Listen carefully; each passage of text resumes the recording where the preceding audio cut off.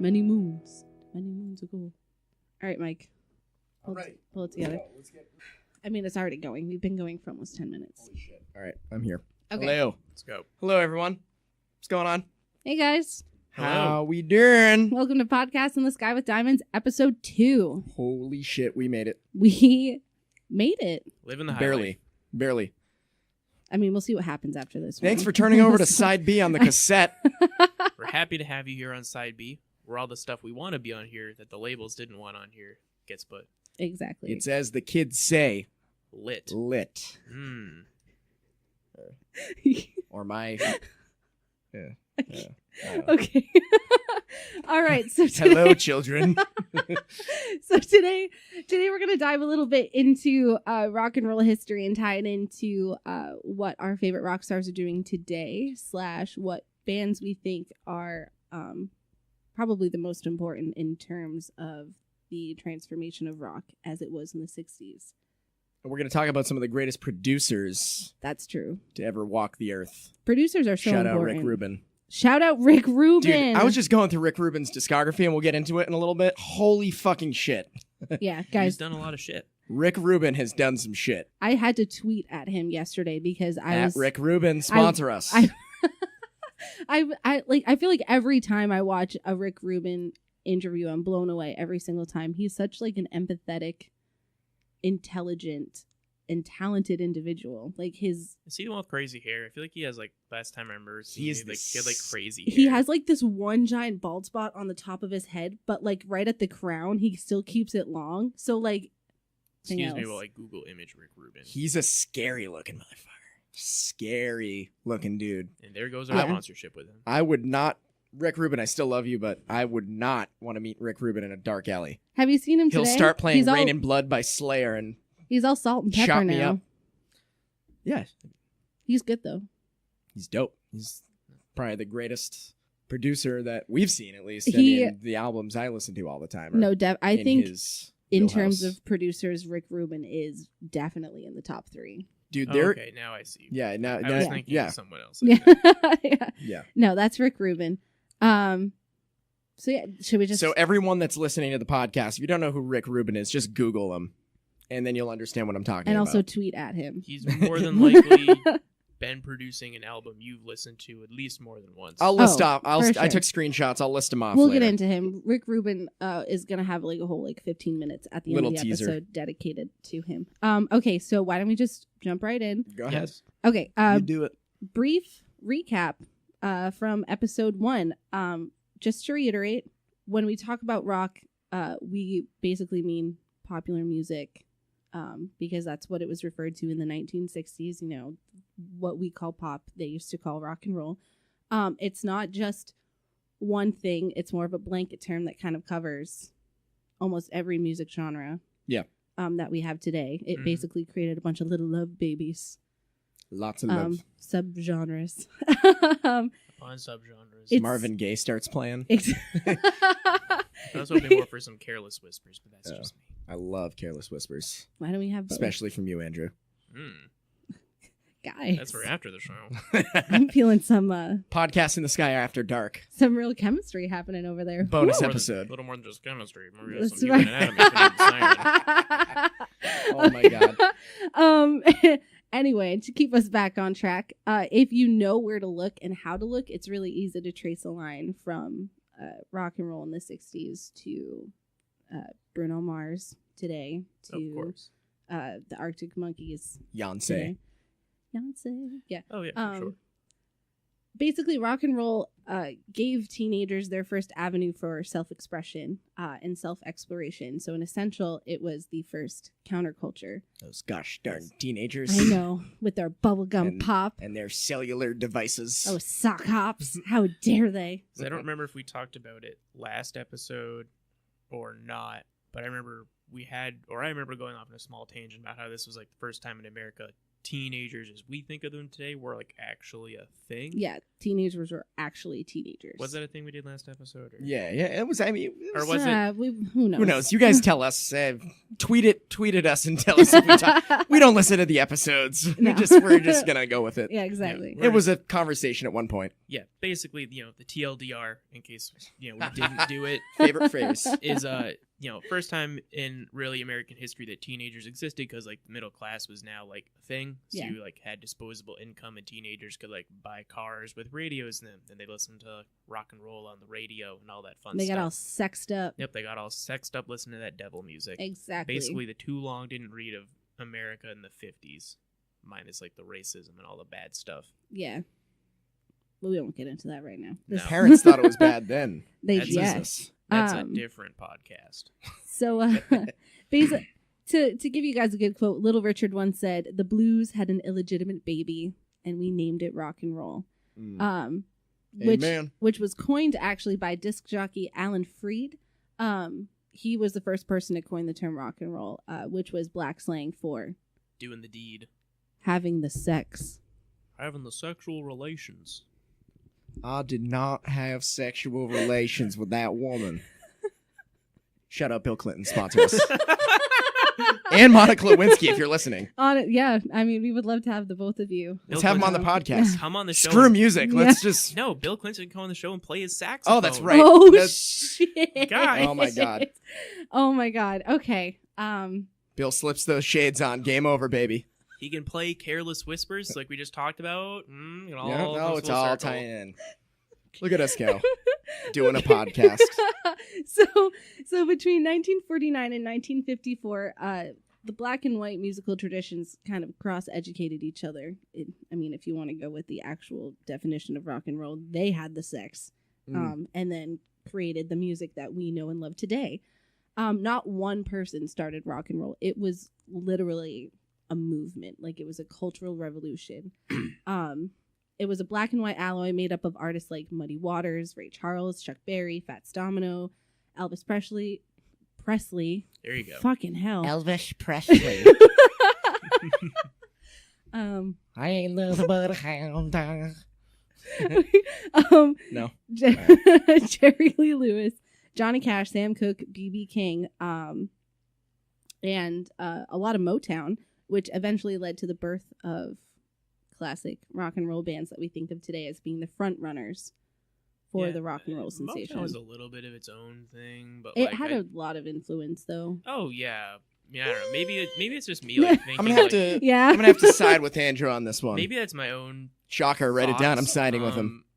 on stuff where I'm pretty sure Motown came like a little after this, or like it could have very well been starting around this time, but it got bigger in the 60s or something. They were all happening at the same time, just in very different parts of the country. Oh yeah, which is how history works in general. Yes. So like short history lesson for everyone out there is a history nerd like me. Anyway, basically history never happens at one specific point. There's always a build up and it sort of fades in.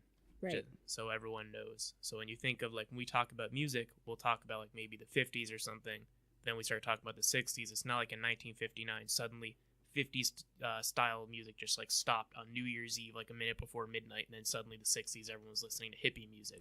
It was like a fade in. There was still 50s-esque music being made into the 60s, and the beginnings of 60s music in the 50s, and so on and so on and so on. Yeah, the hippie music that we know and love today didn't actually start happening until the mid to late 60s. So that 50s style carried well in. All of the music I listen to 64, points 65. that 1990 is still happening, or the 90s in general. I mean, wish. my 90% of my Spotify is music made before the year 2000. So Stop looking at me like that. I wish we could have a videotape of the I know. stuff that goes down in this. Actually, no, that would be a. All right, we'll start a GoFundMe to get a GoPro. We'll start the podcast in the sky. Podcast in the sky. GoFundMe for the GoPro. We'll get just like a GoPro and just mount it in here somewhere. We can have one on each of our heads. And just sure, that'll be the reach goal. If we reach enough monies, we'll get 3 GoPros and mount them to our heads while we're wearing these big old over-the-ear monitors. Just let everyone know my Venmo account is open if you want to do that. So just if Venmo me money. Maybe I'll do something for the podcast with it. Maybe I'll just not. If you guys are just ever in possession of too much money, we will take it. We would love it. Sponsor us, whomever you are. Jesus. Money me, money now. You ever seen that episode of Always Sunny? She gets up there and Charlie writes the speech and money me, money now. Give me money now. Money me now. Oh, brutal. I mean, I was going to quote AC/DC and say money talks, but that works. I mean, too. we could also do the Pink Floyd song Money too. Yeah, that's about how like money is evil, which I mean it is, but It like is. you know, I'm down with that. I'm already evilness. going to hell, so fuck it. I don't care. I'll drink to that. Amen. All right, back on track. Yes, With your water. So yes, with my water. So Stay why don't- hydrated, kids. why don't we talk about Elvis Presley? See, There you go, Meg. Said You it can out that pronounce time. it. You're doing so I good. know. I'm Proud so of you. proud of you. Guys, it's been a long day. Okay. Let's talk about him. He seems to be the big front runner of rock and roll music. So Certainly the poster boy of Yeah. early rock and roll. that's a good word for He's it. rock daddy. Elvis was the poster boy for rock and roll. He was heavily influenced by black gospel music and the blues. Yes. Jesus Christ. He was a perfect candidate to quote unquote get black music out on the market onto mainstream radio. He was found by Sun Records owner Sam Phillips, who also recorded and produced a lot of the other greats that we're going to be talking about. Sun Records is said to be the cradle of rock and roll. And Elvis was surprisingly shy. He was really shy. He didn't like his voice.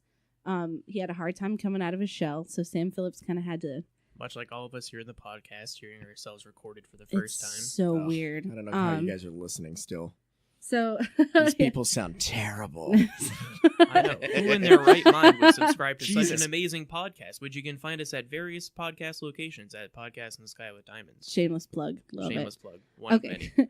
So, basically, Sam Phillips one day in the studio sat him down and was like, yo, this isn't fucking working. We have to try something else aside from all these Christian pop songs that you're trying to recreate.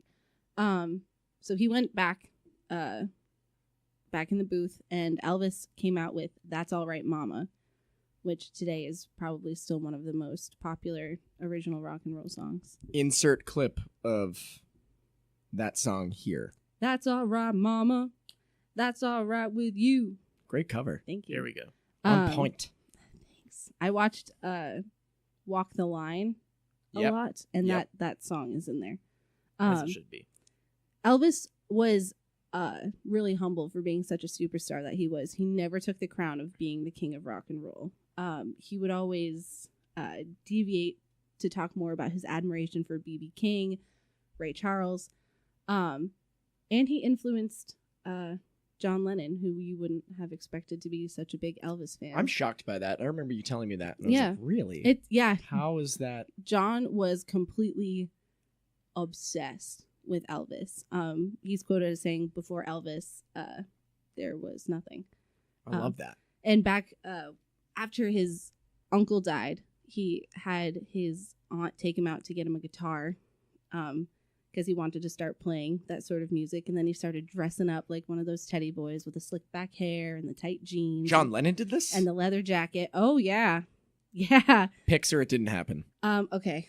I will pull something up for you. He actually had started a band called the Quarrymen. Hey, I knew that. Back when he was still in high school, which is where he met Paul McCartney at one of the shows they did for the churches, and they would basically go to these really formal, sort of sophisticated church events, and they would play covers of rock and roll music. Wow. At churches? I mean, that's what a lot of like British music was like in the 50s. It was literally just like covers of American music. Yeah. Basically, because they were like, wow, there's this newfangled rock and roll music across the pond. This is pretty cool. And like a lot of like the famous British guitarists of the British invasion will like state many times over how they like would like listen to like Muddy Waters and well, there's your evidence. Yeah. Oh my God. I know. Oh my God. He loved it. Wow. Yeah, guys, everybody just Google like young John Lennon and you'll come up with a bunch of pictures of his like That was his rapper name, Young John Lennon. young John Lennon. Find them on SoundCloud at YUNG, Young John.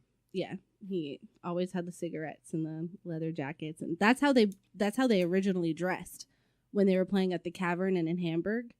They all looked like that. It wasn't until their manager Brian Epstein came along and was like, "See this? This is not going to work. Like, you're not going to get a record label looking like this." So he was one. So who they dressed them up with like bowl cuts and like. Yep. And Jesus. even then, people shit Who on them. thought that was a good idea? Even then, people were like, "Look at those fucking haircuts." And then, like later in like the late '60s, early '70s, is when everyone else started getting those haircuts. And then they shit on everybody else. Like their last concert that they played on that roof deck, and the videos all over Facebook, viral all the time, and they're playing on the roof. The Let It Be album. It's some Facebook video that I don't know. I'm not a fan of the Beatles, but it's a video that's around as one of their last shows that they played together, and they did a set on a roof in London or whatever. I'm pretty sure it was on top of Apple. That was their best look. Yeah. Yeah. They looked like rock stars then. Yeah. You know? After they started taking psychedelics and doing drugs is when they started changing their look. And that's also coincidentally when they stopped touring. So basically after Rubber Soul and Revolver, they started going and growing out their hair and doing the beards and wearing the hippie clothes. And I felt like it suited them much better than how they originally looked. Yeah. So that's a little rock and roll history right there. So it's also important to note that a lot of the other older rock and roll stars influenced a lot of the bigger stars back from like the 60s and also today. Like Sam Cooke influenced John Legend and Michael Jackson. Muddy Waters influenced Eric Clapton. B.B. King, who was the king of the blues, influenced the Stones, Jimi Hendrix, ZZ Top, U2, and Santana. And who doesn't like Santana? And Stevie Ray Vaughan, because there's literally, I'm pretty sure, a clip of them playing together at somewhere on the internets, which, look it up somewhere. B.B. King, Stevie Ray Vaughan. If you're into that bluesy goodness, it's pretty good. Yeah. Stevie Ray Vaughan, I love just like listening to him play guitar. Yeah.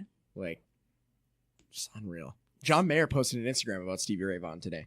Did he? It was beautiful. Because Stevie Ray Vaughan is like John Mayer's biggest musical influence. Very influenced by his more modern guitar work. Who was influenced by B.B. King? See, we're already drawing that line. So you can see where it comes from. Where even if it's not someone that is one of these original rockers, like from the quote-unquote birth of rock and roll, it's like someone who is influenced by someone who may have been influenced by someone who can then be a modern artist today, sort of thing.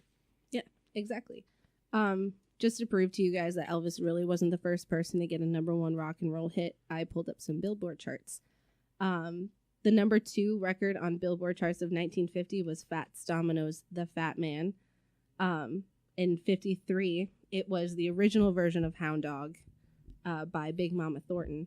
And it wasn't until 56 that Presley had a fourth best-selling single, which was Heartbreak Hotel.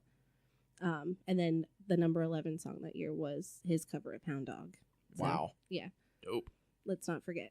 Like, even some of Elvis's most famous songs were covers. The music scene is very cannibalistic like that, where it's like... That's a good way of putting it. It's like an artist will cover another artist's song if it doesn't do too hot.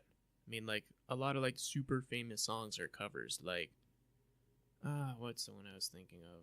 Well, the only one I'm thinking of right now at the top of my head for some reason, even though this would be jumping like 30 years ahead from where we are on this timeline, it'd be Come On Feel the Noise by Quiet Riot. That's a cover, and that's like Quiet Riot's like, biggest song. Yeah, it's originally by some like 70s British glam band that didn't really do much called Slade. Mm-hmm. Oh my god. And it's crazy, like a little right? less like, extreme than Quiet Riot's. Holy that's shit. like Quiet Riot's biggest song, and it's a cover. And there's another one that I'm trying to think of, but I can't. Well, switching genres, Wagon Wheel by Darius Rucker, a.k.a. Hootie, from Hootie and the Blowfish. Mm-hmm. Old Crow Medicine Show. Yep. Which even then, they kind of got that song from Bob Dylan anyway. Yep. It was like the original singer of Old Crow. Like, if I remember the story right, he got it from like a bootleg, like, demo tape he got from someone at a Dylan show. And then he was like a street busker and started like writing his own lyrics to just like, because Dylan just had like the chorus, rock me mama like a wagon wheel. Mm-hmm. It was unfinished, and he put the... Yeah, so he wrote like the rest of the song, and then he realized it was getting big, and he was like, oh shit, I should probably do something about this. So he got in contact with Bob Dylan. He was like, hey, gave him the whole spiel, and then Bob Dylan was like, all right, cool. I mean, whatever. Yeah, Bob Dylan's super chill. Yeah, and from what I about understand, that kind of him and Old Crow will somewhat regularly collab on like songwriting and stuff, which like if you ever listen to Old Crow Medicine Show, just if anything how the guy sings, it's kind of hard not to hear the Bob Dylan influence. But wicked. Yeah, Bob Dylan influenced and still influences so many people. Just like Jimi Hendrix's most popular song, All Along the Watchtower. Covered so many times. Yeah. That's Bob Dylan's original song. Who, I mean, he liked Jimmy's cover better. I mean, who doesn't? It's Jimi Hendrix. It's great. But yeah, so that's something to keep in mind when you're listening to some of your most popular songs. Was it a cover? If anything, just look it up. And then if it's not a cover, you might find someone else who does a pretty dope cover of it. Then you can share it with your friends. We need to do like a covers episode because I have so many. We will do a covers episode. We'll make a fun title for it that isn't riffing on the NSP cover album Under the Covers. And we'll have a whole playlist for you guys too, which will be important. So some of the most iconic and classic rock songs that are going to be on the playlist that will be put out with this episode are Jerry Lee Lewis's Great Balls of Fire, Ain't That a Shame, which is still one of my favorite jams. I put that on and I'm like, yes, I love feeling that blues. Love it. Roll Over Beethoven, which was also covered by the Beatles when they started out. Please Mr. Postman, which is also another song that gets covered a lot. And all these songs influence the sounds of the Beatles and the Beach Boys, the Animals, Eric Clapton, Led Zeppelin, and a lot of other of those British blues type bands. Not gonna lie to you, I've not heard any of those songs. That's okay. That's I why know. I made a playlist. I'm so sorry. I made a playlist. I'm terrible. It's okay. We're I can't all wait to learning listen, here though. together. You will probably recognize them once you hear them. This show is more about me learning stuff about music. We love teaching you. Basically, I it's love us seeing your teaching Mike reaction. I about love being random teached. stuff. Taught? Teached. I love being teached. Okay. It's teached. All right. I'm trying not to scream. But It's fine. teached. Who is teach to their own. Please scream at me right now. Ah, damn Nope. it. All right. Oh, man, my pun went under the radar. Rip. It went under the radar right now, but people are going to love it when they Rip. listen to this. Yes. R.I.P.I.P. Okay. So it wasn't until the influence of drugs and psychedelics that rock and roll kind of did its whole transformation from going to teeny bopper bubblegum pop to the stereotypical hippie aesthetic. Psychedelic rock, which had artists like Jimi Hendrix, Janis Joplin, further progressed rock into the counterculture that stemmed well into the late 60s and early 70s and even into the 80s in some instances. So rock became synonymous with freedom of expression and experimentation, aka fight the man. Fuck him. Basically. Like, that's basically all that it was. So let's get into some producers. I love those man. producers. Here we go. I Here we know. go. The We're guys gonna behind the scenes. I know, which Made it all are possible. just as important. George Martin was pretty much the fifth Beatle because he did a lot of the arrangements for a lot of their songs that had orchestras and strings and whatever because he was classically trained. Mm-hmm. So, Paul or John would come up to him with a song and he'd be like, the only thing that can make this better, I can hear you drinking. I'm so sorry for everyone that had some ASMR of me. He forgets he's on a Plugging podcast. First it was the jelly beans. Yeah. Now You're going to it's hear the some water sort bottle. of bodily function out of Andrew on every single episode of Podcast in the Sky. Yeah, that is actually the point of this podcast. It's actually to get my ASMR career kickstarted. Love it. I'm not actually doing that. Unless people want me to do that, then I mean, sure. I do. Well, all right. All right. Okay. Anyways, guys, I'm in the room. Sorry. You guys had something earlier. We did. It's That'll just going to also be be like the Fleetwood podcast. Mac. Jesus Christ. Oh, God. We're gonna start dating, and then we're all gonna break up the band, and then we're gonna have a reunion tour after Break we up again. break They're up sluts. again. They sleep with the band. No? School of Rock reference? Fuck you Yeah, guys. no, Come I, on. no. I get it now. Now Come that you said it, on. I remembered it. That was just like could have been from like a lot of random things. I'm like, okay. Then when you said School of Rock, it's like I know exactly what you're talking Look at about. Mike's face. He does not believe that bullshit. No, that because just came out of I your do mouth. not believe that No, bullshit because because Miranda Cosgrove said it. Fucking iCarly. Miranda, chick. what's her name? What's her name? Cosgrove. I don't remember. Her Cos- Miranda Cosgrove. Cosgrove. Thank you. Sorry, Megan. Fuck you. All right, so, I am so disappointed right now. School of Rock is the greatest movie of all time. I agree. Sorry if I just didn't remember that one quote for a movie I'm that just is kidding. full of quotes. It's fine. All I right, still Andrew, love your you. homework is to rewatch School of Rock. I mean, don't need to tell me twice. Okay. It's the greatest movie. All right, back to producers. Yes. Yes. Anyways, Gentlemen. yes. All right.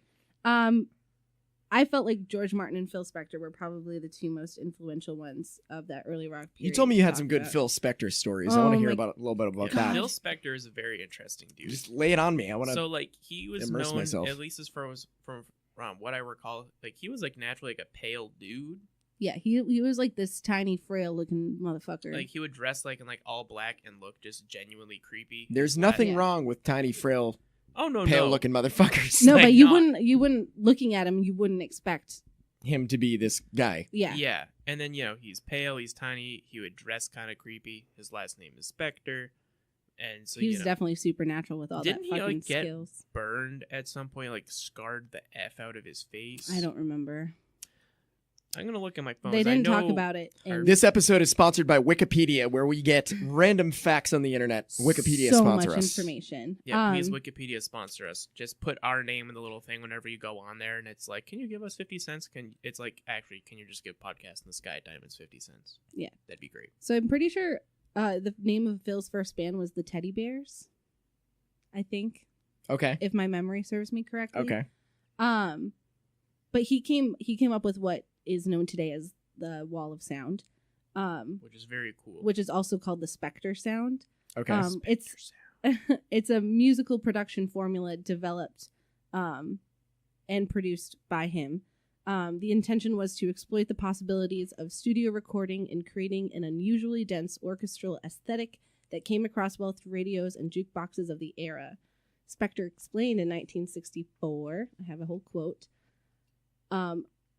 looking for a sound so strong that if the material was not the greatest, the sound would carry the record. It was just a case of augmenting. I can't even say that word today. What the hell is wrong with me? I don't know, dude. It all fitted together like a jigsaw. So he would take all these weird random things that you wouldn't expect to sound good together, and he made them sound good together. I love it. Yes. To answer your first question, the Teddy Bears was his thing. Okay, As a band good. he co-starred. I'm trying to look up the near fatal accident, Oh my Which god, is I swear what- to God, they all almost which died. is what More Wikipedia than once. puts the section as. It's like, comeback and near fatal accident. Nice. Does it really? I Yeah. love Wikipedia. So it says Wikipedia is so savage. 1969 to 77, comeback and near fatal accident. I need to look better for like the fatal accident part because I was like skimming it and like Okay, well, there's a lot of stuff about how like Let It Be was made, which is great, but we'll say that for another episode. Probably. most definitely. Don't get Meg going here. I've Please. already went off on two tangents already, and we haven't even started talking about George Martin yet. You talk about the Beatles more than you talk about yourself. Yes. It's true. It's crazy. Yes. I've never experienced anything like it. Oh, here it is. So Spector was involved. Spector became increasingly reclusive. Of course, I mean, he already kind of was. Yes. He So according to or revealed by biographer Dave Thompson, citation needed. So take this with a grain of salt. right. Was that in '74 he was seriously injured when he was thrown through the windshield of his car in a crash in Hollywood. Then, according to a contemporary report published in New Music Express, citation also needed. Spector was almost killed, and it was only because of an attending police officer detected a faint pulse that Spector was not declared dead at the scene. Jesus Christ. And then, so he suffered serious head injuries that required several hours of surgery with over 300 stitches to his face and more than 400 to the back of his head. So, in the mid-70s, this was like post-comeback, he, got his face messed the F up. No offense to the family and or friends or Phil Spector himself, but you know what I mean. So he was he kind of had this creepy aura to him. He had his technique, the wall of sound. Sounds like a fringe guy, He was, in the sense he didn't do things in a traditional way. He was one of the first producers to do a lot of stuff post, Yes. if you will, whereas that's a very common thing today. It's like you can go into the studio, you play a song, the producer chops it up and makes it a new song, whereas he was one of the first people to really experiment with post production by adding stuff, making sounds that were quiet in the studio louder, and so on and so on. Yeah. So he, just to name a few songs that are popular that he did the Be My Baby, You've Lost That Love and Feeling, River Deep Mountain High. He was kind of like Rick Rubin. He worked across the board. You know, he could kind of work with anybody, do anything. He just wanted to experiment and get his sound out there. And people loved it. They ate that shit up. People still do. Everyone still talks about Phil Spector. I love it. He was really good. I want to immerse myself in Phil. I'm telling you, In the watch the Phil. first episode. It's either the first or second episode of Soundbreaking. And for everybody listening, also watch Soundbreaking. One of these days, it's on me and Hulu. Mike will actually do the homework Meg gives us, like, before the show. Meg literally sends us a group text like, "Hey boys, like, love you so much. Like, Here's your homework for the week. This is what you got to do." And Andrew and I are like, "Yeah, sure, we love and support you." And then we fucking ignore her. Yep. And then it's like the day of recording. And And, we're like, like, I "Yo, literally what we texted Meg today as I had a couple hours. I'm like, "Oh, Meg, do we need to watch these episodes of this thing today? And or I is said- that for next episode?" And I said yes, and he still didn't watch them. I got busy Meg, doing other stuff. I you know, had to the do thing my is, we laundry, love you a clean the lot, room. But we're men, and I we're just know. not going to I listen. know. I have And this is, so much patience. you do. It's You're very okay. loving and very patient and kind and all of the... I'll just keep at you. I swear to God, though, I'm going to watch it. if I'm gonna you guys watch it. don't, we're gonna have a movie night, and we're gonna sit the fuck See- down in our pajamas, and I'm gonna make us dinner, and we're gonna watch. I feel like Soundbreaking. that would be a good thing to do, is like do the homework together. You know, it forces us to do the homework. All right. Well, I have plenty of room, Cool. so we can do that. All Andrew's right. like, "Yeah, fuck, I'm going to bail on that too." Well, it's to be fair, my dog was like attacking his face today. Oh, yikes. Literally. Like, Look my- at Meg's Snap story. He was already body slamming my face when I laid down. My dog does it to everybody. Like if you lay down and he can get at your face, he'll rub his entire body everywhere. Dude, like it's he true. loves it. So you I'm know, not friends with either of you on Snapchat. That's going Oh, to change fuck. right Anyway- quick. Anywho, so while we're adding each other on Snap, for all the listeners out there, if you want, podcast in the sky pajama party homework sesh to happen, tweet At Facebook us. at us on your various socials, and then if it gets enough traction, we'll like post fun pictures and stuff in our PJs, Our I guess. jammies. Oh my God, we'll look so cute. I'm gonna look like a fucking scrub, but Podcast in Meg's living room with jammies. Yes. yeah, that's the name of the after hour show. I love it. Okay. Drugs and let's- alcohol included. So much. We'll just be like taking super drunk selfies like, "Hey, everybody." Just like that. It's going to See, I sound mean, just I feel- like that. For me, it's like if I'm thinking I'm gonna sit down and do some like legitimate watching, it's like a nice cup of tea. I made you some tea today. I know, and it was delicious. That's why I want like What a some more. Nancy. Oh my His God. throat hurt, and I had green tea and honey. Oh, I'd be So pounding beers. okay, Well, Beers, I had, beers, I had to beers. drive here, so right. maybe I'll have a shower. before Drink I go. responsibly, children. All right. That is the PSA for today. At any fun craft breweries out there, if you also want to sponsor us, we will not say no. Give us like a fun sampler. We can have you on the show. We can talk about beer and music. It'll be great. Music and beer go hand Hand in in hand. hand. It does. Like, I We feel can- like we'll work together. We'll curate a fun drinking playlist you can play on Friday night in your brewery. a power hour Ooh. of sorts. Yeah. Andrew Terbezi, that's a great fucking idea. So, at any fun craft brewers out there, We're gonna put Ooh, "Don't and- Fear the Reaper" on there. Get all that cowbell. we'll just have an hour of cowbell ass shit. I love Whatever it. the F you guys want. Come at us. We'll drink beer. We'll think of some good tunes for drinking beer too. All of the beers. Yes. All of the beers. If you guys send me music on my Twitter and stuff, I will get super fucking baked, and then I'll lay in my bed and stare at my ceiling and listen to it for hours on end, and that's like my favorite thing to do. It's true. So I mean, get Andrew's Snapchats witnessed of it. Meg doing it like every day. When Andrew lived on campus, when we both lived on campus, he would like walk into my room, and I would just be like sitting there, Yeah. listening to music high as fuck, just like Basically. sitting, like nodding my head, like fuck yeah, And then this just shit's tight. and then before we God. get and just to paint the picture before we get back on track, it was almost like clockwork. Meg would suggest getting Domino's. I would say sure, but I'm not too hungry. And then she would eat half of the pizza and then offer me half of a pizza, so I would know at least every other night I could get half of a pizza for free. At least, yeah, every other night till once a week. It I would depend at on least how high once I a would week get. I would get half a free Domino's pizza. Yeah. I had Domino's for the first time in like 4 years the other day. I was very underimpressed. Domino's makes me That feel Tastes like just like I shit. remember it. Yeah. I had a very bad experience in college with Domino's because that's the only thing they delivered after 2 a.m. Yeah. True. at Framingham. I Like, know. only thing. Unless you wanted to walk to like the grill or Or whatever. Joy Luck Club in downtown Oh Framingham. my God. I don't even know if that business is still open. Oh. Someone It please is, find out. because it's right by my apartment. Oh my God, the stories we have about that place. Yes. That's I've an gotten after. food poisoning. That's an from that after place. hours one That'll too. be on podcast in Meg's living room with jammies. We'll talk about our personal life.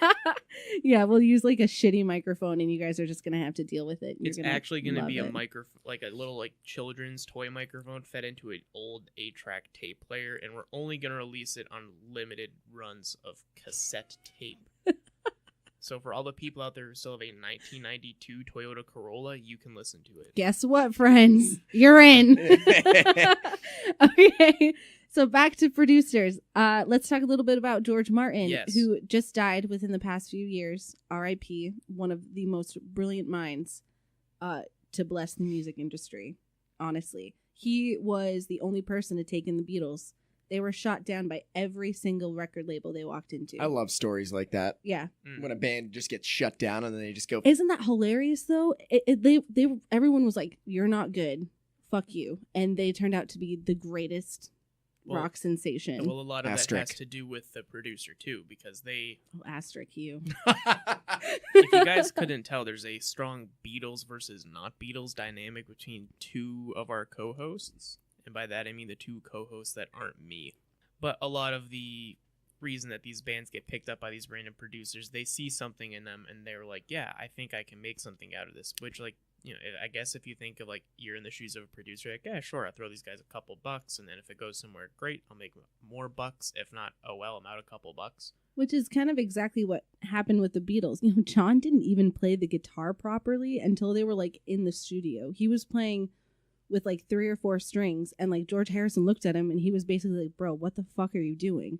And he was like, "I'm playing the guitar." And he was like, "No, you're not."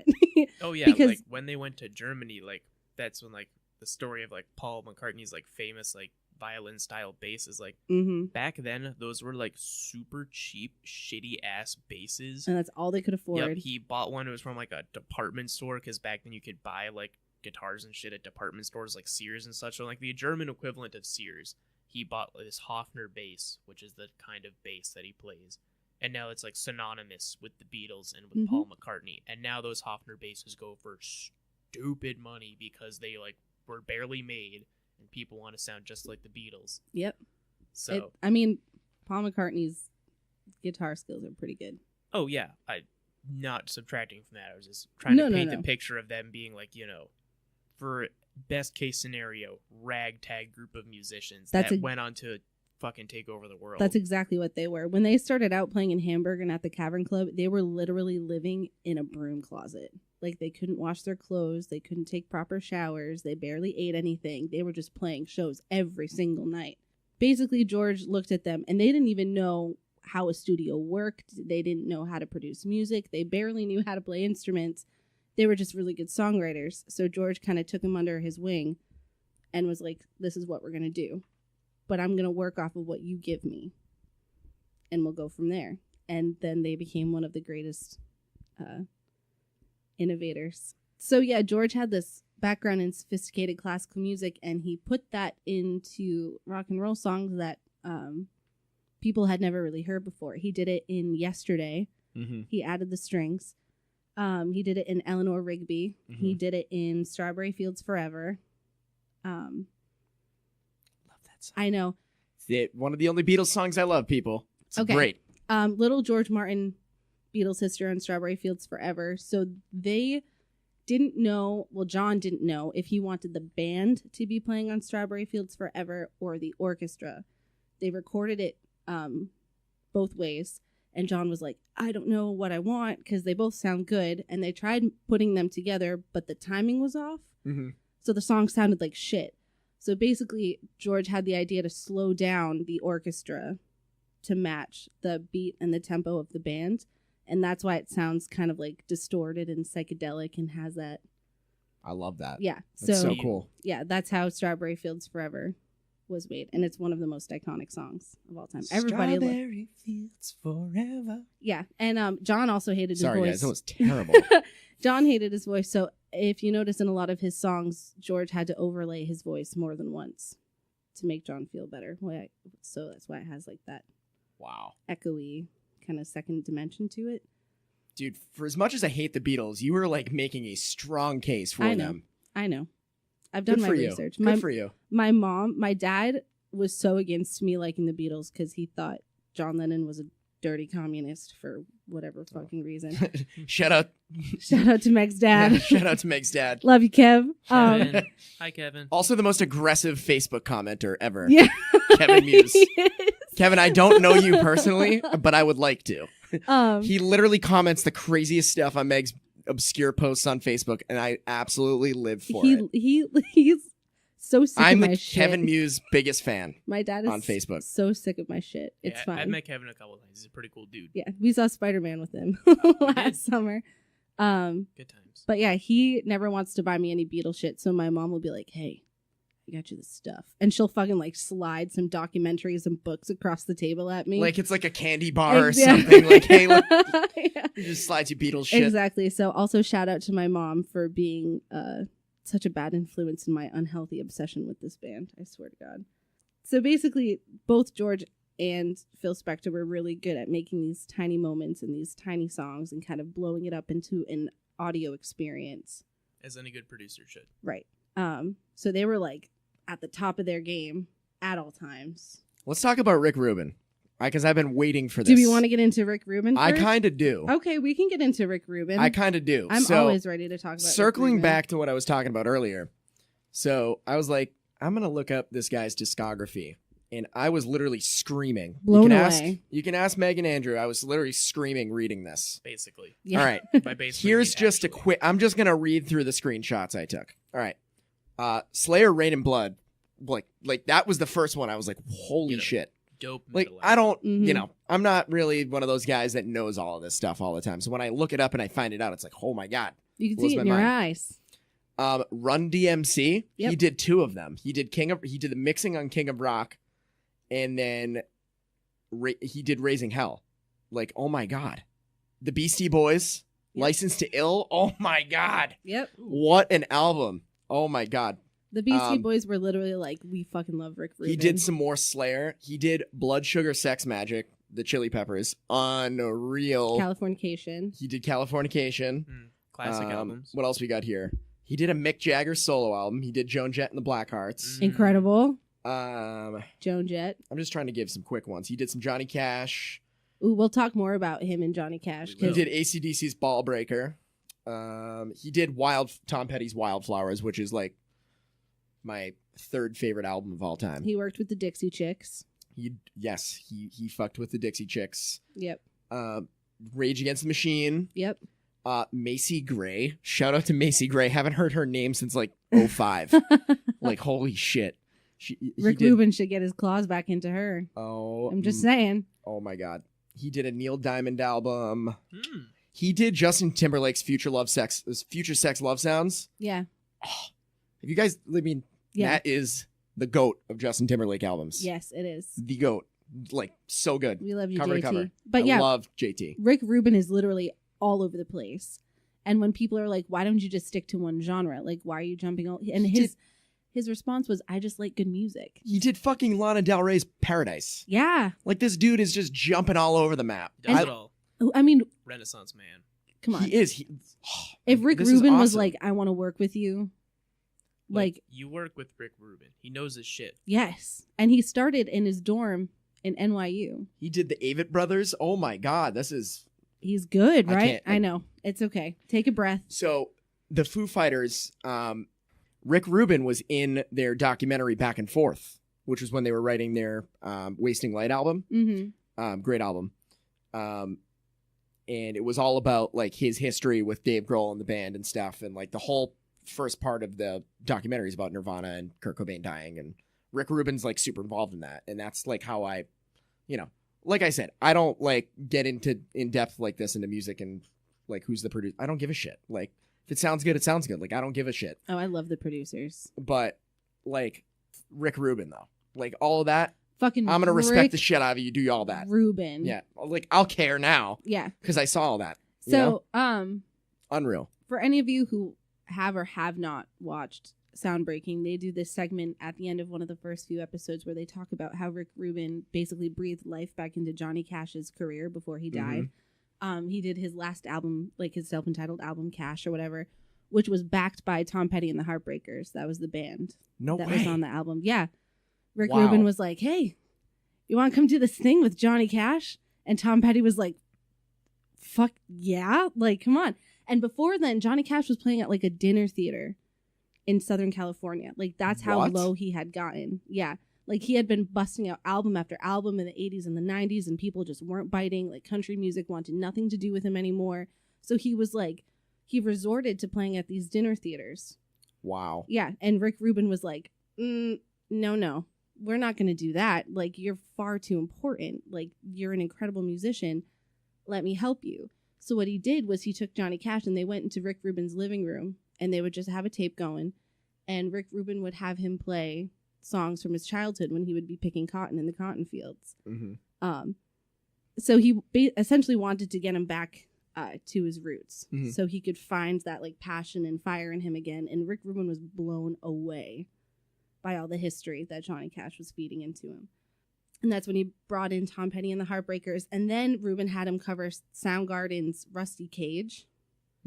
Which is a dope cover. Right, which is a really heavy, song with Chris Cornell. I could see his face, but for whatever reason, the name wasn't coming. Lost a great one. Rip Chris Cornell.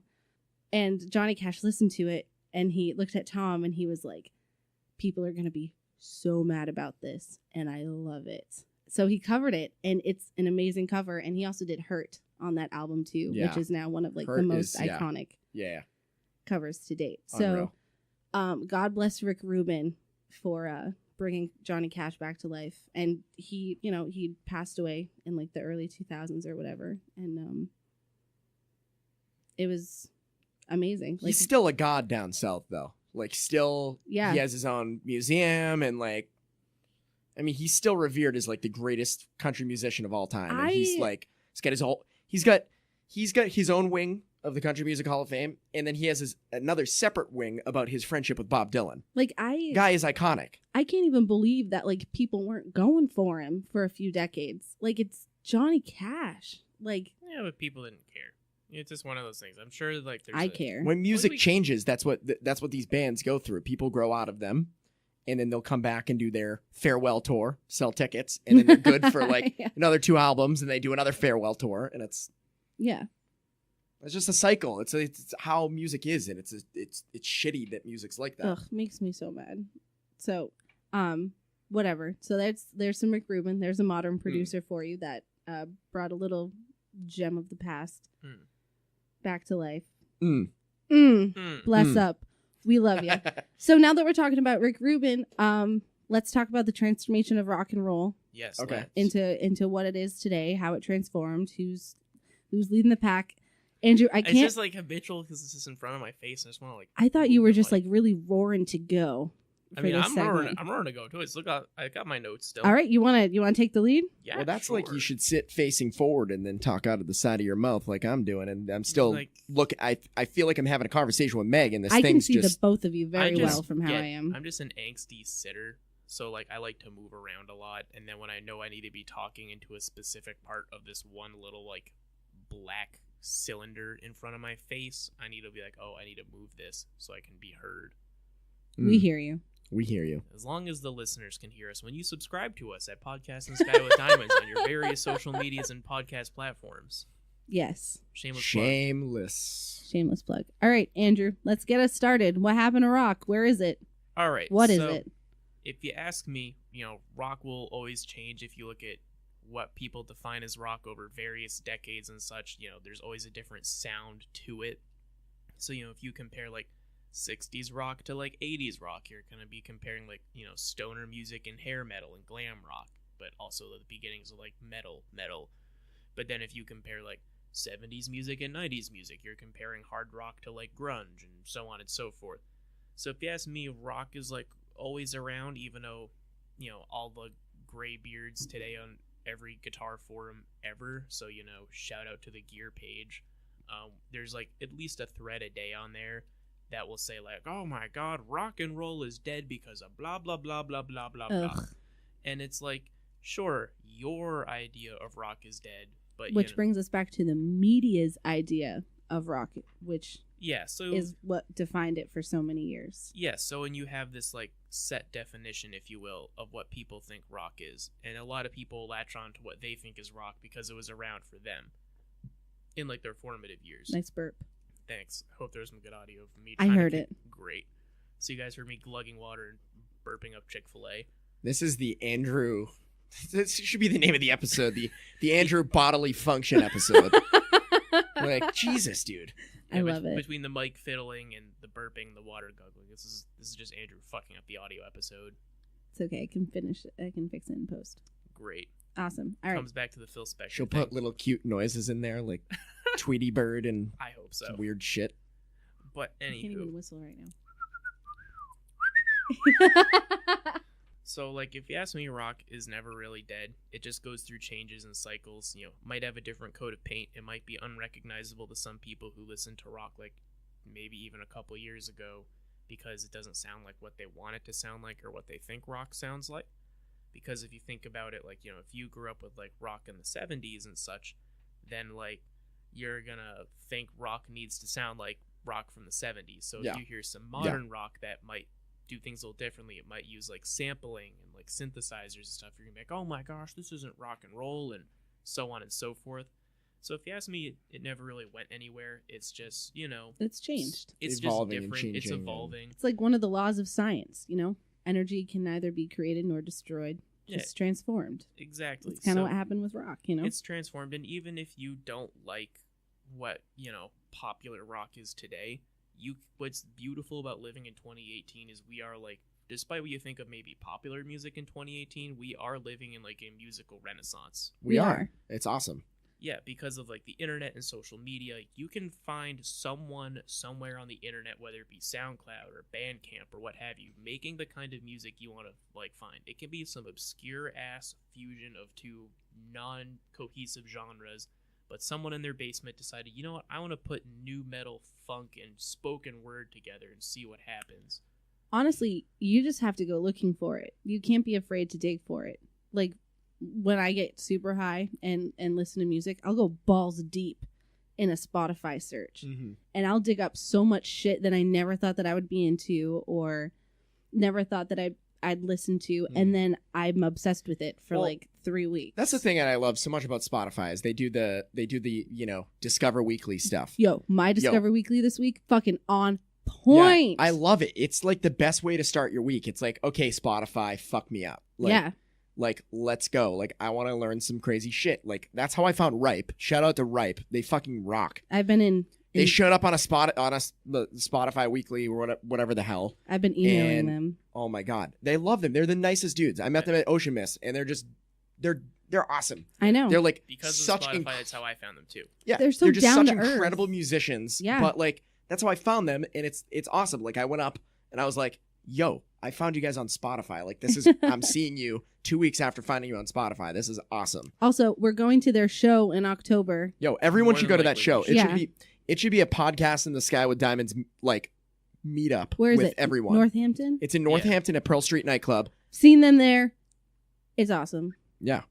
Pearl Street Nightclub is so good. You can't help but move when you're at a Ripe show. They pull some great artists through Northampton. Yeah. And for sure. I don't remember who their opener was when I saw them back in November or December, but like even their openers are incredible. Like you're moving the whole entire time. Like might have been Los Elk. Los Elk opened a few shows for them. It's possible. I don't remember who it was. Los Elk opened for them at Paradise Rock Club. I love Los Elk. But I love them. Yeah, if the tickets are cheap, guys, we're gonna be there. So we're going. If you want to come and hang, dance, Podcast in the Sky meetup, have a few beers. Oh, there will be beers had. Yeah, there will be beers had. We're gonna have a really good time. We're just gonna be dancing, getting all sweaty, getting groovy. It's gonna be great. But going back to that kind of shows how like the music scene is wildly different today than what it was when the original the predecessors of rock or the old generation of rock was around. Because back then it's like you didn't have your Spotify Discover Weekly or like a viral Facebook video or what have you to get your band popular. Whereas today it's like you can very much self-manage your band, which that's where like the whole stereotype of bands with shitty managers comes from, is bands having shitty managers Yeah. in like the 70s and 80s and 60s and 90s and such, because they would like, steal their money, book them shitty gigs and so on and so forth, where it's like now you can, relatively speaking, self-manage and become self-discovered because of the internet and such. Yes, Meg, you are raising your hand. In the same breath, managers are also very important. I'm going to plug in another Beatles fact. Okay? It's Please. important. So I'll let you get it out. after Brian Epstein died, Knee jerk. which I believe they found, I don't remember when they found out. I think is when they were meditating for the first time in India. It was after Sgt. Pepper's that Brian Epstein died. And after that, the band completely fell apart. Like, Paul tried to step into Brian's shoes. They created Apple Records. Not to be confused with the Steve company. Jobs. Right. they Music. created Apple Records in London, and by Paul trying to step into those very oversized Brian Epstein shoes, the band started to resent him a little bit because it wasn't so much focused on the four of them anymore. It was kind of Paul trying to take the lead, keep him in the limelight. Because I love Paul, but he's been a pop star diva since the day he was born. He's so sweet. He's so polite. He's probably one of the most genuine human beings. But the rest of the guys weren't there for that. They were just there to make music. Yeah.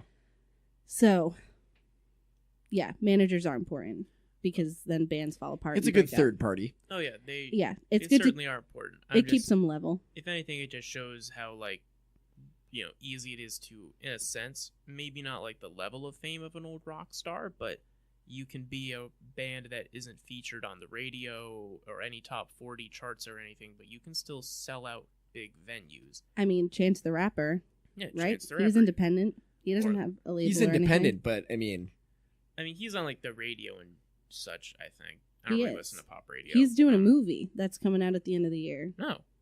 Yeah, it's Sweet. I did not know that. A movie. He plays a pizza guy, and there's a werewolf in town, and this pizza joint's going to take that werewolf out. I know nothing you about said this, but I Chance the wanna Rapper see movie, it. and I was into it. Oh, I'm on the opposite. You said Chance the Rapper movie, and I was like, okay, I would see that. Like, just basic. Yeah, and then you said pizza guy, and there's a werewolf involved, and immediately I am not watching that movie. It sounds so silly, but I want to see it. That sounds like a straight to Netflix special to me. Yeah, I mean, you never know.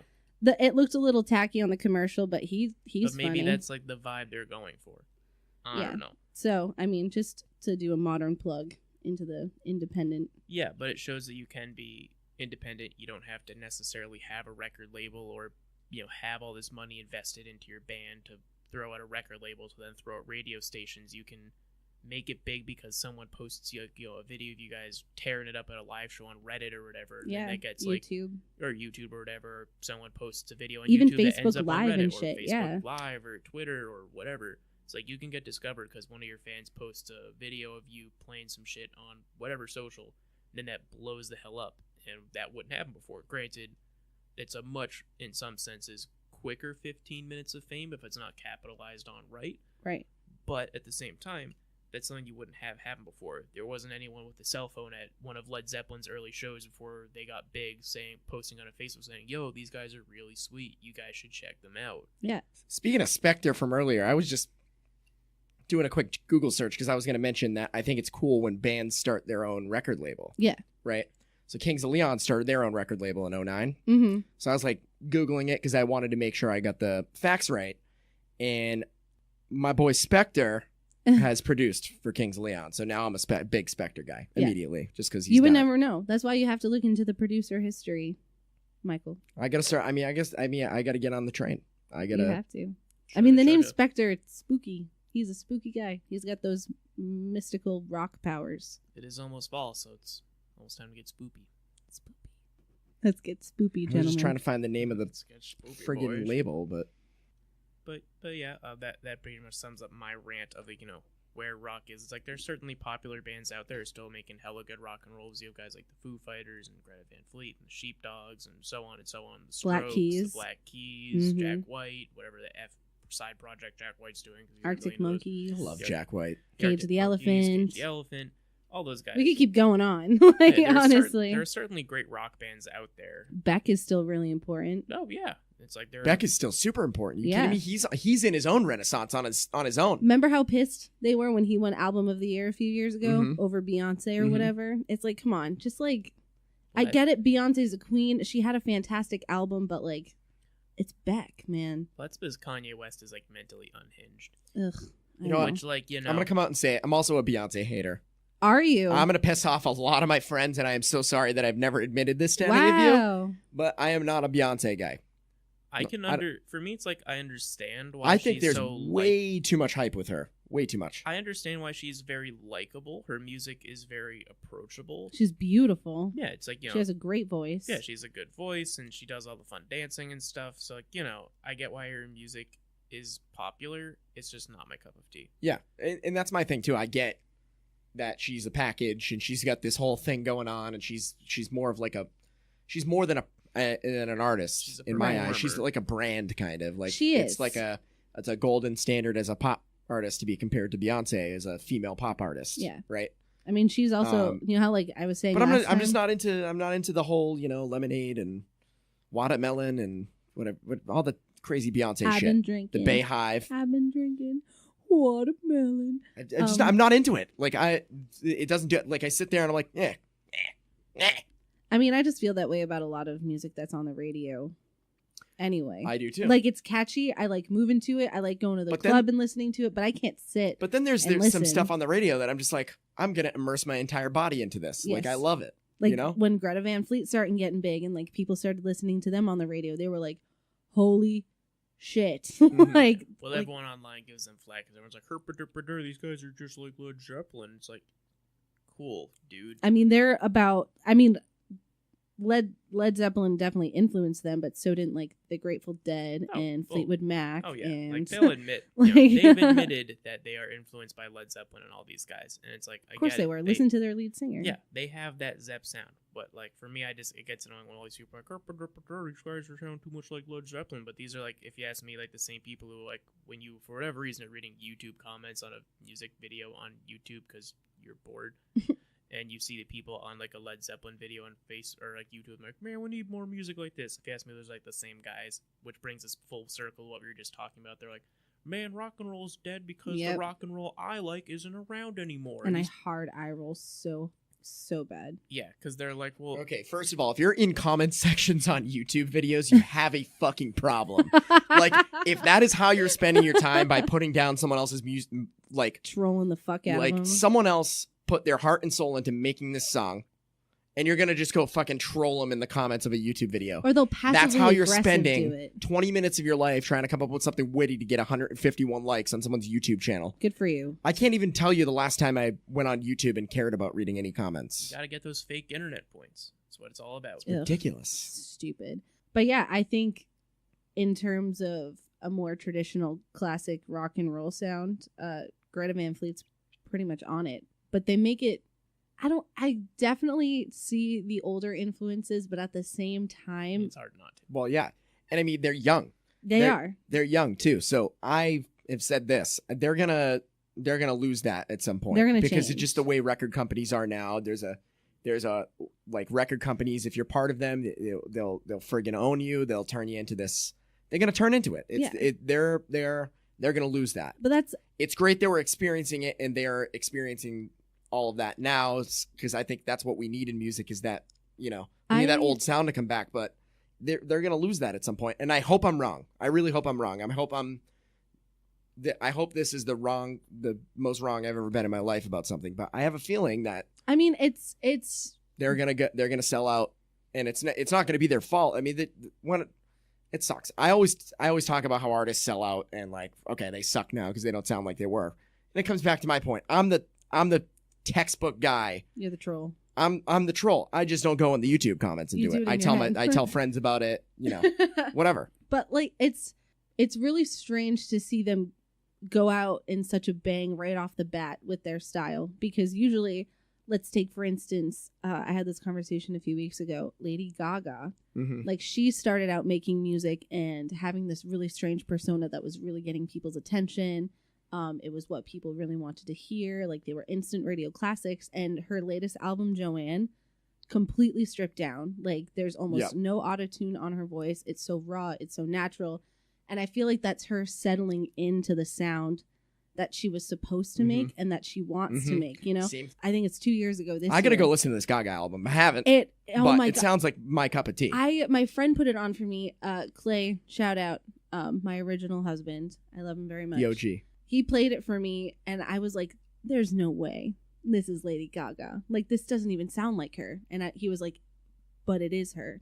Like, this is actually her. I love that. And you should watch her documentary on Netflix, 5'2" or whatever the fuck it's called. And it shows her making the album and going back to her roots. You know, we see this trend, you know, like even with Johnny Cash, you know, artists start to realize like this isn't where they want to be. This isn't the sound they want to put out, you know, but now they have these big names.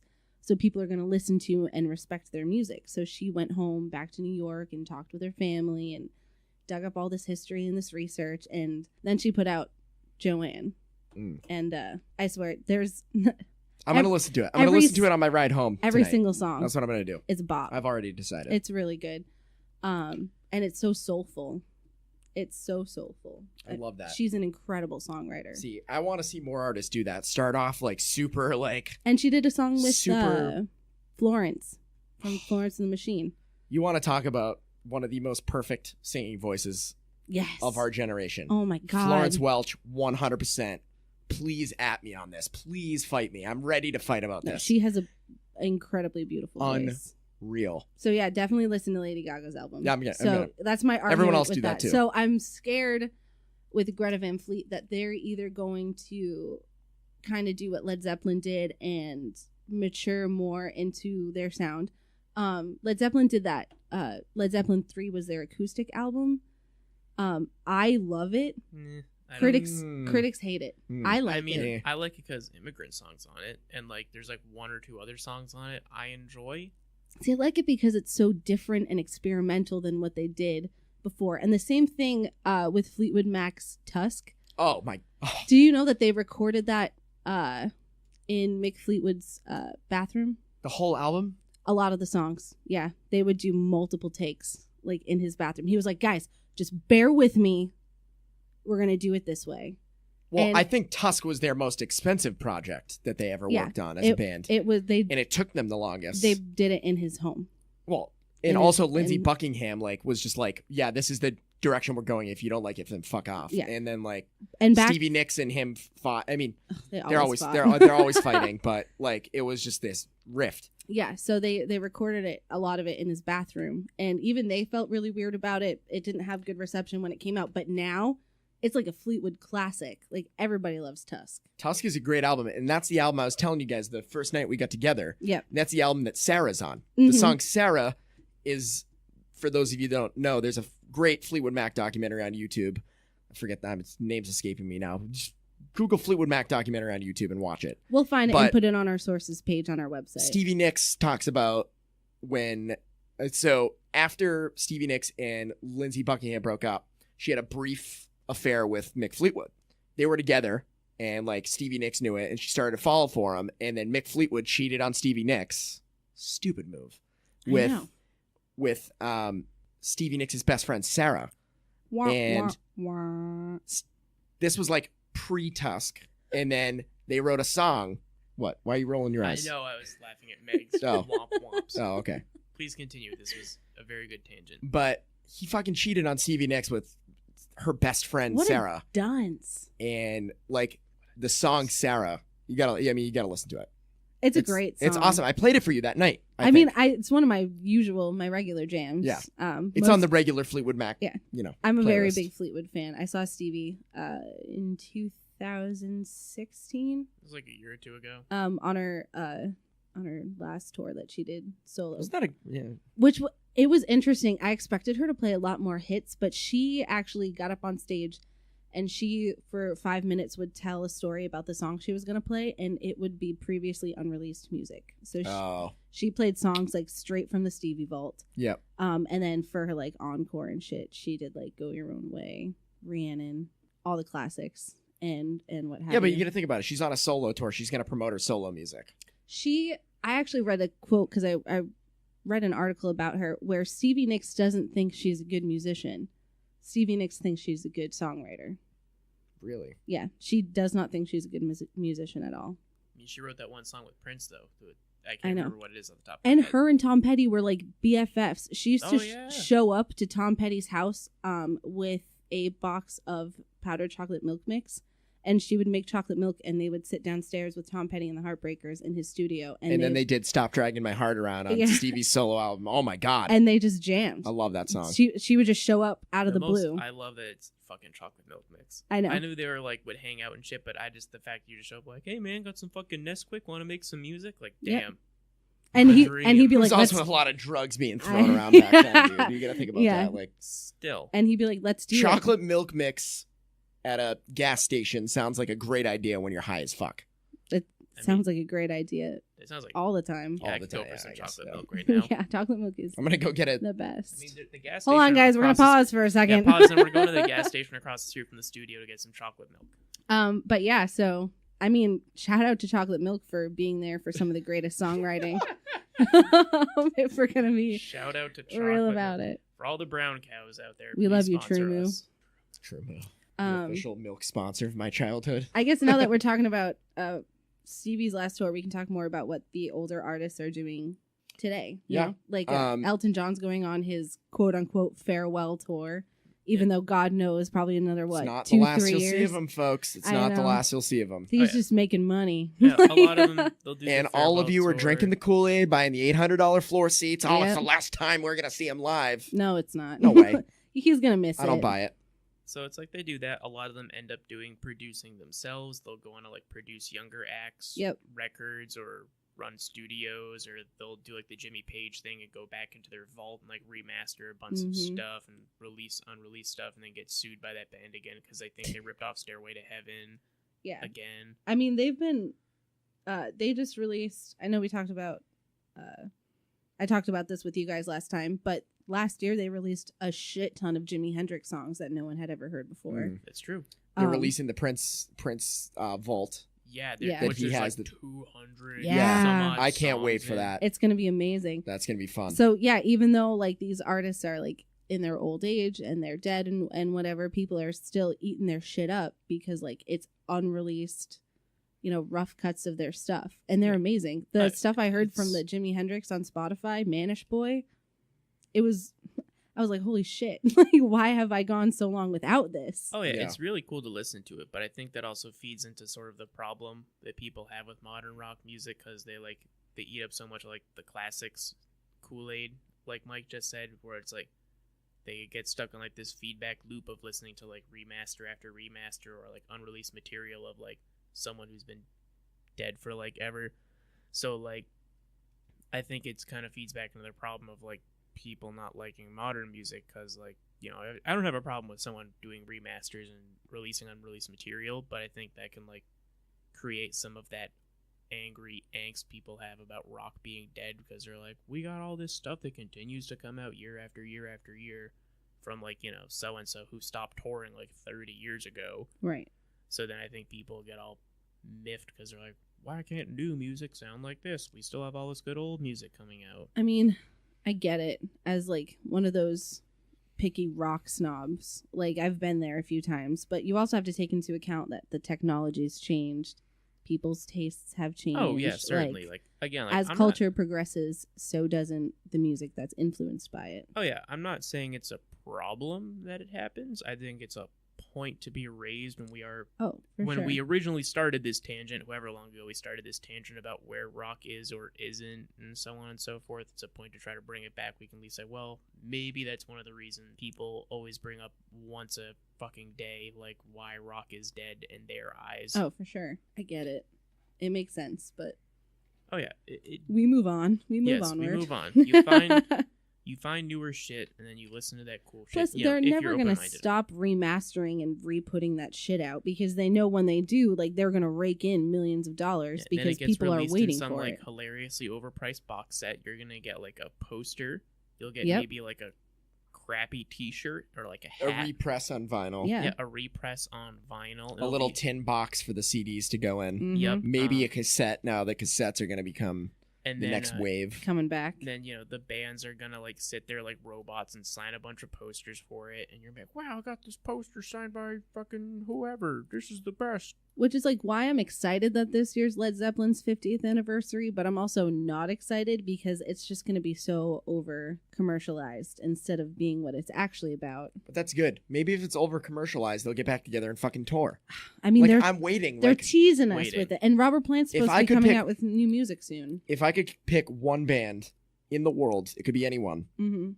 Any genre, dead or alive, I'm going Led Zeppelin 190% of the time. You saw that shit I sure. shared on Facebook today. Bonzo's kid's going to be at the House of Blues in, November Yeah, or because something? Jason Bonham has the Led Zeppelin experience, which, like, Yeah. he has his own bands, which are dope. Like, check out Black Country Communion. That's him with Joe Bonamassa and Oh my god, someone on bass who I can't remember. Joe Bonamassa is on them. You got to listen to it. Yeah. I have, like, a weird thing, like, kind of where I'm like, of Joe Bonamassa. Oh, I want to see him so bad.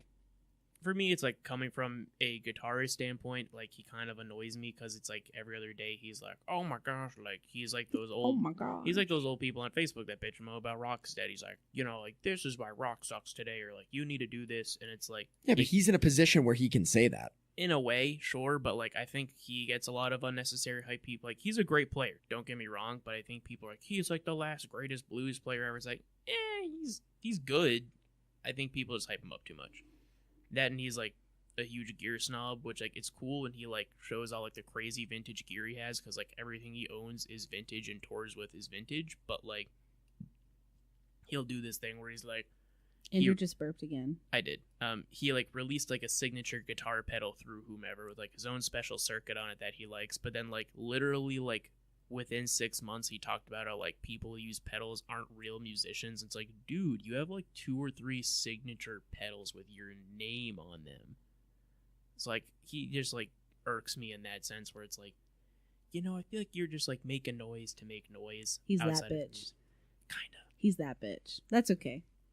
But He like, can still be that bitch. but either way, like Black Country Communion, dope music. Check it out. Look it up if you haven't before. You can hear Jason Bonham on drums. Yeah. And Joe Bonamassa on guitar and someone on bass who I can't remember. Yeah, it'll Sorry be dope. to whoever's on bass in Black Country Communion. But yeah, so like he's going to the House of Blues. Fleetwood Mac minus Lindsay. Yeah, I found Is it. touring. Mike Campbell from Tom Petty and the Heartbreakers. He's Tom Petty's guitarist. I mean, Okay, that's well, still Mike pretty Campbell dope. is still a legit guitarist, so like He's still a legit guitarist, but It's not the same. it's like going to see the Eagles without Glenn Frey. Yeah. Like, but people still did it. Yeah. But then again, Sold like, the fuck out. I Then almost again, did it. the same argument can be made about Bruce Springsteen and the E Street Band.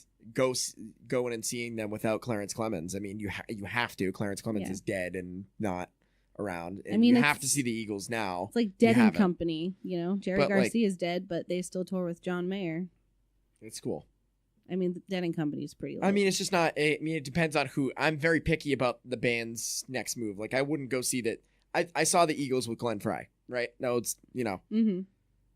I would not go see them with this Glenn Frey's kid and Vince Gill. Like, I'm not Yeah. going to. This is not my cup of tea. He deserves more respect. And than I'm not that. going to go see Fleetwood Mac without Lindsey Buckingham because Lindsey Buckingham's still alive. He's just an asshole. Yeah, they're You know? just that's. I mean, I want to go see him Remaining so true to bad, form.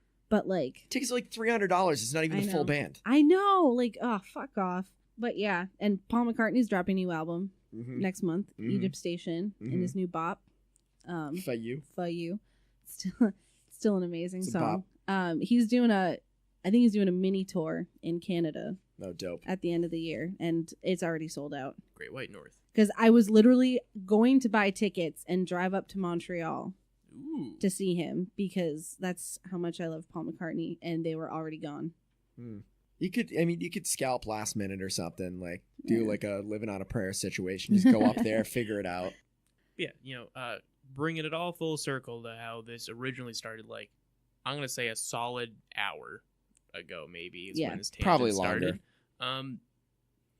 Rock is very much still alive. It's just like, it's your local bands, it's your friends playing in the fucking garage, it's Yep. that and the other thing. So, If you want to complain about rock being dead, start getting more into your local music, kids. I'm Yeah, telling you. get into your local music scene, or if maybe even if it's not your local music scene, do some digging on the YouTubes and the Spotify's on your music streaming platform of choice. You will find a local band somewhere that could use the love and use the support. So, buy their T-shirts, buy their CDs, all that crap you hear all the time. Dude, one of my favorite bands is a local Worcester band called Blue Light Bandits. Yeah. I was DMing with them on Instagram today. I was like, yo, I saw them at a bar, like briefly. I was in and out of this bar really quick, and they were there recently. And I walked up to them because they were playing they do a lot of covers at their shows. Because that's what, I mean, they're a bar band, really. They're good, though. They won Worcester's Band of the Year last year for 2017. Nice. Like, congrats, guys. They're awesome. So I was DMing with them on Instagram today. I was like, yo, like they're going to be in Worcester a couple times this week. And I'm like, I got to make it one of their shows. Like I didn't stay long enough for the last one, but I talked to them last time. I was like, yo, are you guys going to play this song? And they're like, nah, not tonight. But like, if, you come to another show, we might do it. And so I DM'd them and I was like, yo, you guys going to play some originals this week? Cause I'm like, their original stuff's on Spotify and I'm into it. Like their covers are great. And I love cover bands. Not saying that, but I'm like hardcore. Like I'm a fan, right? I want to go and see them play their shit. Right. Absolutely. And most of the people that are going to see them are going listening to covers there at the bar. But I'm like, I want to see you play some songs from your album. So I was like, you going to play any originals? They're like, absolutely. And I was like, well, I'm coming by. And I was like, oh, by the way, I do this podcast. Like, I really want you guys to come on the show. But like, I love them. I've shown a lot of my friends that are probably listening to this can attest to this. I've showed you Blue Light Bandits over the past couple months. They're my band of this summer. Like I got into them so hard, and they're a Worcester band, and they're fucking awesome guys. Yeah, it's support local music. Bands. Yeah, which is why I love Spotify so much because like obviously Spotify keeps track of what you're listening to, and Spotify knows I'm like a 78-year-old woman at heart. And Spotify is also where you can find us at Podcast in the Sky with Diamonds. I love it. So look us up on there or your various streaming platforms. It's very good. But like they'll sprinkle in like older music that I haven't heard with like newer small town indie bands. And that's where I found like all of my favorite new modern music is from my Discover Weekly. Like I'll just dig in there. Like you know who Dr. Dog is. Oh yeah. I know who they are because you or someone we know has showed them to me. Yes, because they had a song that really reminded me of something that John Lennon would have written today, which is really cool. You definitely sent that to me because remember you. Yes. And I'm pretty sure all caps in the text saying like, "Holy fuck, Andrew, listen to this. This is something John Lennon would write today if he was still writing music." And I was like, you also showed them when we went to Exhibit A. Yeah. We did that. Shout out Exhibit A Brewing Company. Hell I love you. Yeah. Your beer is so good. I love you so much. It's delicious. Anyone listening to this show, I'm an unpaid spokesperson for Exhibit A Brewing Company in Framingham, Massachusetts. Incredible beer. You got to do it. Cute little space, too. The Danko Rye IPA is the shit. I love it. They have their demo tape series. Oh my God. I love beer. I could do a beer podcast, and I might at some point. I love them so much. That'll tie into when we do the brewery playlist episode. You know, if any of the local brewers want us to do a beer podcast, liquor us up and get us talking about your beer. We'll love it. 10 out of 10 would do it. Dude, beer companies would be great sponsors for this. Oh, absolutely. Like, I mean, anyone would be a sponsor. So getting if back to my there point, wants to sponsor us, hit us up. Beer and music go hand in hand. I can't remember the last time I went to a concert and didn't have a beer in my hand at some point at a concert. True facts. It's just really nice to enjoy a nice cold beer and listen to your favorite music. There is no sweeter feeling. Sex is great, but beer and concert together are a great combination. To any family that may be listening to this, that's just a saying that's going around Twitter right now. Sex is great, but it's and then something else is good. But maymays, as the kids say. It's a maymay. So stay tuned for episode 3. We're going to be doing the history of boy bands. Bye, bye. Dirty pop. Yeah, so we're not going to give you too much information aside from that, but Mike Miller is very excited. I may sing Dirty Pop in its entirety. Stay tuned. Oh, God, it's going to be beautiful. As much as we would all love to do that, trademarks and shit. So if episode 3 just gets taken down, that's why. You know why. So, yeah, thank you so much for listening. We're glad that you're sticking with us. We can't wait to see you guys in episode 3. Follow us on Twitter, Facebook, Instagram. Check out our playlist on Spotify. Yes. Otherwise, have a good night. Drive safe if you're listening to us in the car. If you're listening to us at the gym, have a great workout. Hell yeah. If you're listening to us to some background noise to fall asleep, why? We've probably kept you up more than you've been trying to sleep. If so, good night. If this is also a podcast and chill situation, we hope it's going well. Oh, Hey, yeah. Get it. All right. And on that bombshell, I guess we'll close out the show. So good night, everyone. Good Have night, a lovely everybody. evening. Subscribe. We'll catch you later.